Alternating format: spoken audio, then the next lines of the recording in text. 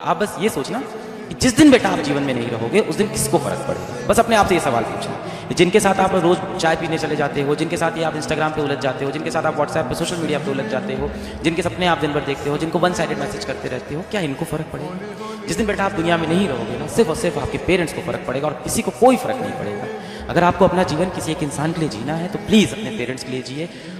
24 घंटे आपके लिए सोचने वाले, 24 घंटे आपके लिए काम करने वाले। मैं अपने लाइफ के एक्सपीरियंस से तुम्हें बता रहा हूँ, जो चीज़ स्टार्टिंग में दुख देती है ना, जो चीज़ भी स्टार्टिंग करने में दुख होता है ना, बाद में बहुत खुशी देती है। अगर तुम्हें आज मैं बोलूँ ना बेटा पढ़ लो, तो आपको बहुत दुख होगा।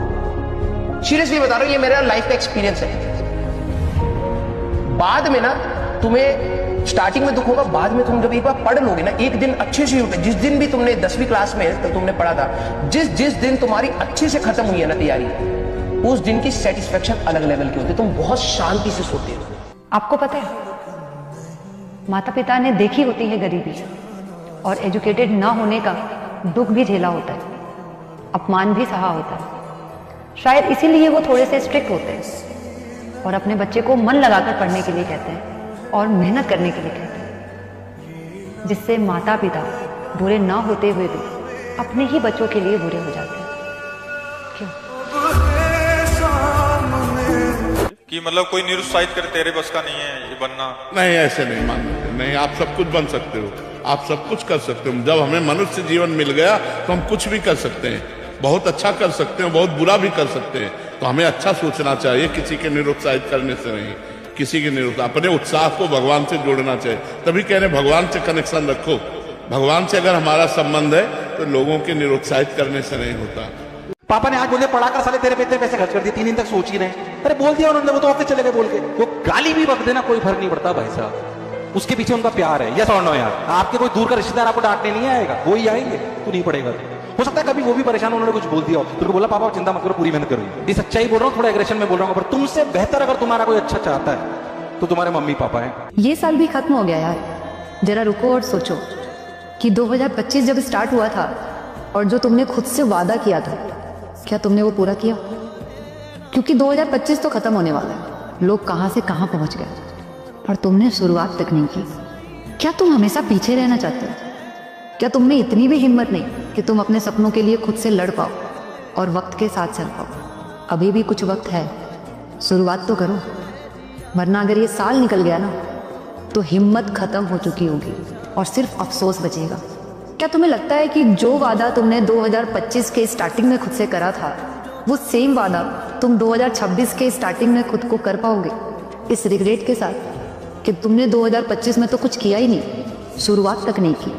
तुम्हें लगता है ऐसा?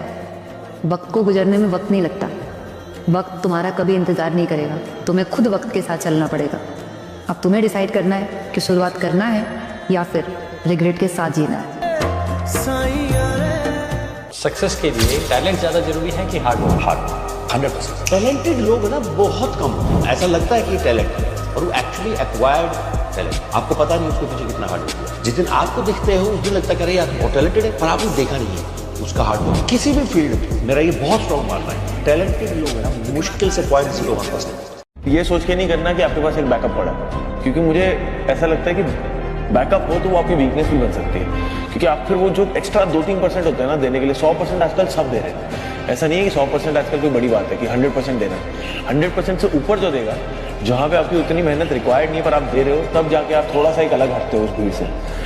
अगर आपके पास बैकअप है तो शायद वो एक एक्स्ट्रा एफर्ट आप मारने से रह जाते हैं। तुम लोगों को लगता है कि शायद मैं इतनी देर नहीं बैठ सकता, मैं इतनी देर नहीं बैठ सकता, इतनी देर नहीं बैठ सकता, बोलते रहते हो तुम, लेकिन रियलिटी बताओ, एग्जाम से पहले तुम बैठते हो। जब हालत टाइट होती है ना तुम्हारी एग्जाम से पहले, जब पता होता है कि भाई अब मैं फेल कर जाऊंगा, उस दिन तुम बैठते हो। उस दिन तुम नहीं देखते भाई तुम्हारा मोबाइल का एडिक्शन क्या है, तुम्हारा दोस्त क्या कह रहा है, तुम्हें इंस्टाग्राम पे क्या मैसेज आया, कुछ नहीं देखते। जब पता होता है ना कल फेल हो जाओगे, तुम बैठ जाते हो। और मैं हर बच्चे को यही बोलता हूँ, एक्चुअली में तुम्हारे अंदर ना वो जो चीज है जिससे सिलेक्शन होता है वो है, और वो तुम्हें भी पता है।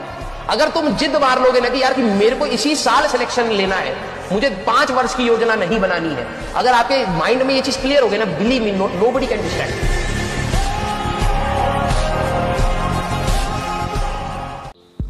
अजीब बात है ना, हम अपने आज का सारा वक्त और सारा कीमती समय बस ये सोचकर बर्बाद करते हैं कि कल हमें बहुत सारा वक्त और समय मिले, और कल हमें बहुत सारा वक्त और समय मिलेगा, यही हमारा सबसे बड़ा भ्रम है।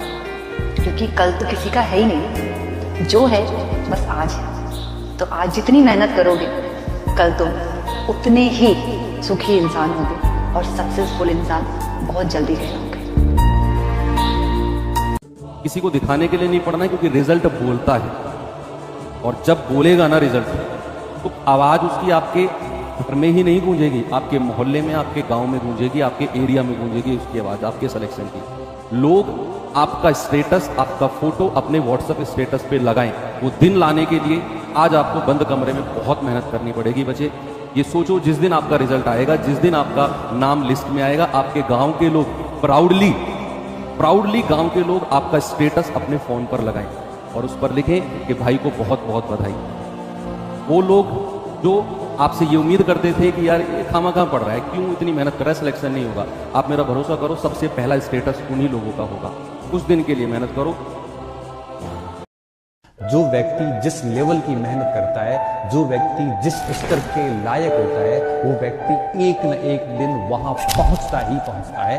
बशर्ते वो अपनी तैयारी को निरंतर जारी रखें। अगर बीच में तैयारी छोड़ दी तो भैया कोई कुछ नहीं होने वाला है, किसी को कोई फर्क नहीं पड़ता। इस कंपटीशन की दुनिया में भैया सब रेस में दौड़ रहे हैं और पार वही होगा जो फर्स्ट से लास्ट तक टिका रहेगा।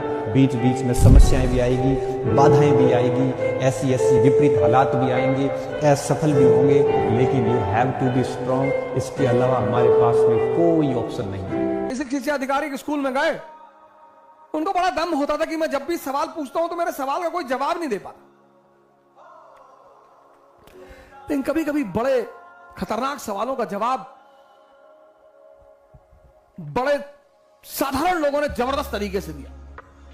गए किसको गए और फिर उन्होंने कहा कि बोले दिल्ली से एक जहाज उड़ता है कलकत्ता की तरफ 1000 किलोमीटर प्रति घंटा की रफ्तार से, और इस आधार पे बताओ कि मेरी उम्र कितनी है।